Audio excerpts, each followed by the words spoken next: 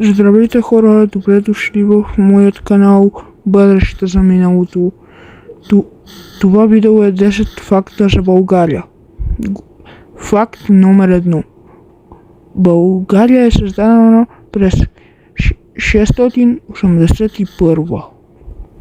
Факт номер 2. А кой е създал България? Хан Аспарух.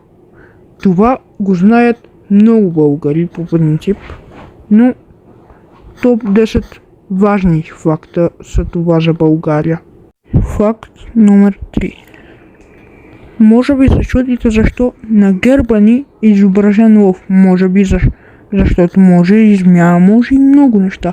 Но защо е изображен лъва?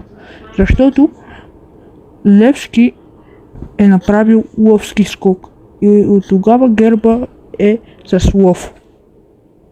Факт номер 4. България е избавена от турско робство през 1878.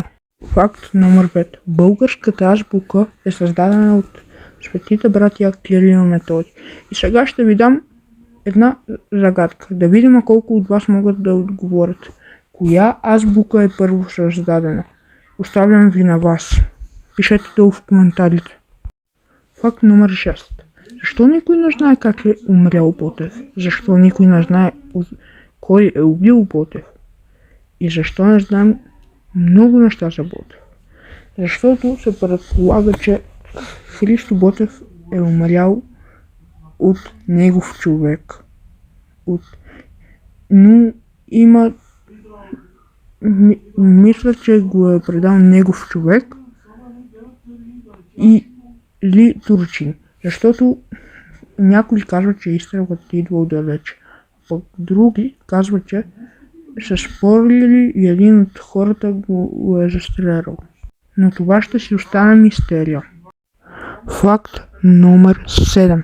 Чудим се къде е гробът на Васил Левски, един от най-известните будители. Предполага се, че е под един паркинг, но дали е вярно, за сега не се знае. Факт номер 8. Васил Левски днес трябва да е на 187 години. Факт номер 9. Защо имаме само 7 снимки на най-великият персонаж за България? Защо? Къде са? Има ли 8? Има ли 9? Може и 10? Кой ги държи? Къде са? Или открити ли са? Последният факт. Факт номер 10. Васил Левски е роден в Карлово и умрял в София. Ако ви е харесала тази класация, дайте лайк и пишете долу в коментарите, абонирайте се и до скоро!